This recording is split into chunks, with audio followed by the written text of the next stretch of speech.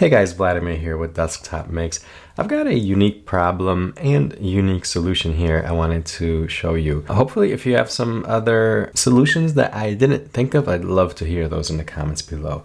So this was brought to me by one of my students in my weekly live class. I've got a link below if you want to check it out. But here we have two components brought in from McMaster-Carr, and these are hydraulic fittings. So if I bring in a section analysis here, you'll see we've got tapered threads and these chamfered sides here. Now, what we need and the requirement from the student is that we want to get these positioned. So I'll do just a quick move to demonstrate. I'll go to components and let's go ahead and move this component. And what we want is, so when they move, that this will be perfectly aligned here, so that when the chamfered side here hits this chamfered face, it'll stop. And that position needs to be perfect because these are hydraulic fittings. So I can't just go ahead and say, yeah, that looks about right there. That's the distance I need. So we need perfection in this case, and we need Fusion to tell us when these two faces perfectly collide. Quickly, I'm thinking of a few options. One would be maybe align, so modify align.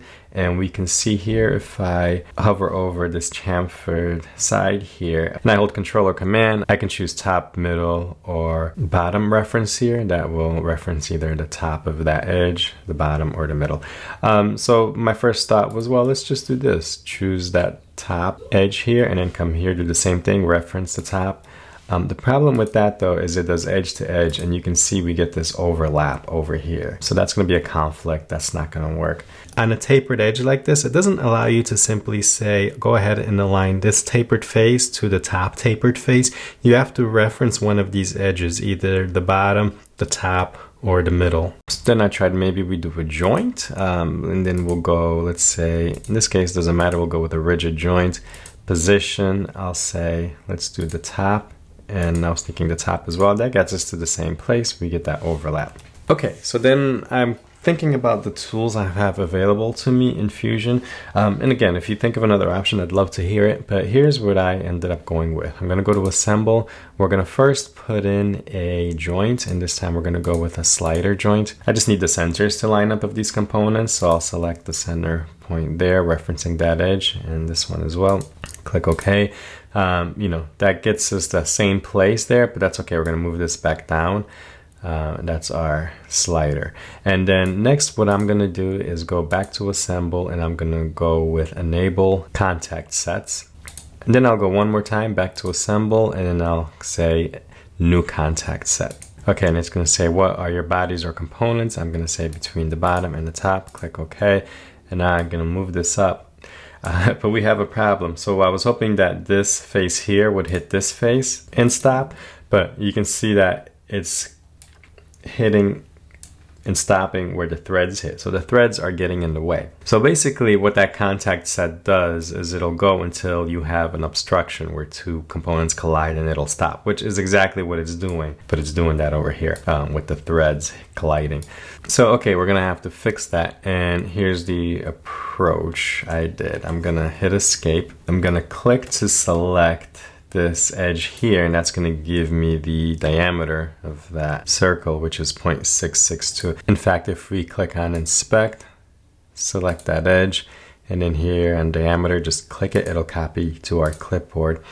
All right, and now I'm going to create a sketch. I'll do it on this top plane here. I'll just capture position, and here I'm going to go ahead and draw a circle referencing the center.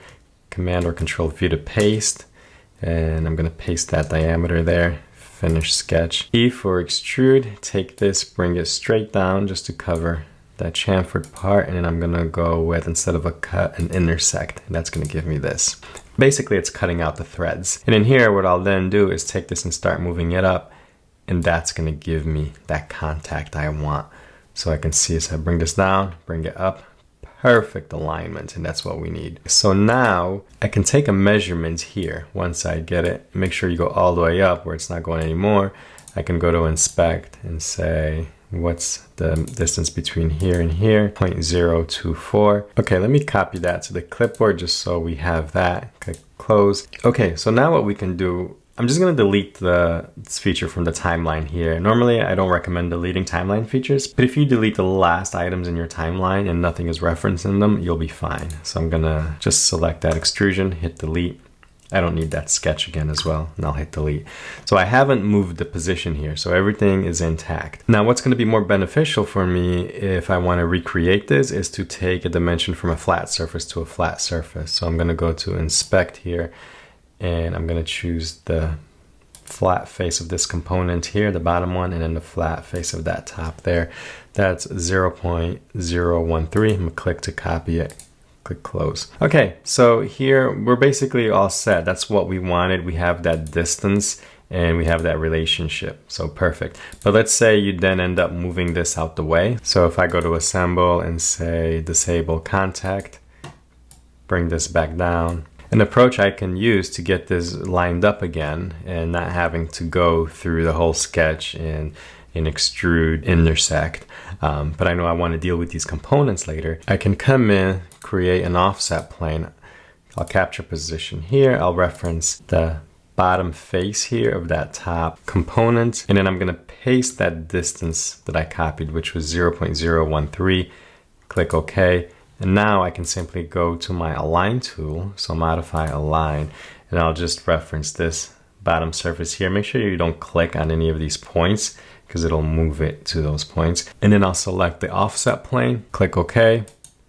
Perfect. Now, because that offset plane there is positioned at exact 0.013 distance, this should line up perfectly, and we can verify it by untoggling that construction plane, going to inspect. I'm going to select the bottom of that face and then the top, and I should get that same distance, 0.013. So that way we know how to recreate it without going through all those steps. And if it's bothering you that these threads aren't lining up, well, that's a quick fix. We just have to go ahead and rotate the bottom component here, since those are threads. Now, our current joint is set to a slider, which allows us to move up and down. I'm going to undo to go back to our original position. So the way I'm going to approach this is I'm just going to delete that joint on the timeline. And I'm going to apply a new joint here. So I'll go to assemble. We're going to go to as build joint because everything is in position where we want it to be. We don't want to move this component again. So for motion type, I'm going to change this to revolute. I'll select my bottom component and then my top component. And I have to give it a snap point here. So that's just the axis of rotation. I'll click to select that center point and click OK. And now if I go to a straight on view here, in this case a right view, I just take this, I can move this one way or the other to get those threads to align. Notice that distance isn't changing, it's just rotating it in place to get the threads to align. Just do that, and if we want to confirm, we can again check that distance measurement from the bottom component here to the top, 0.013, and we are good. All right, if you'd like to support my channel, check out the links below. I've got some great resources listed there, including my free constraints cheat sheet that lists all the constraints and how to use them in Fusion, and a new free mini course that I've created. And if you're an educator, make sure to check out my classroom license to my Foundations of 3D Design bundle. All right, guys, I will see you in the next one.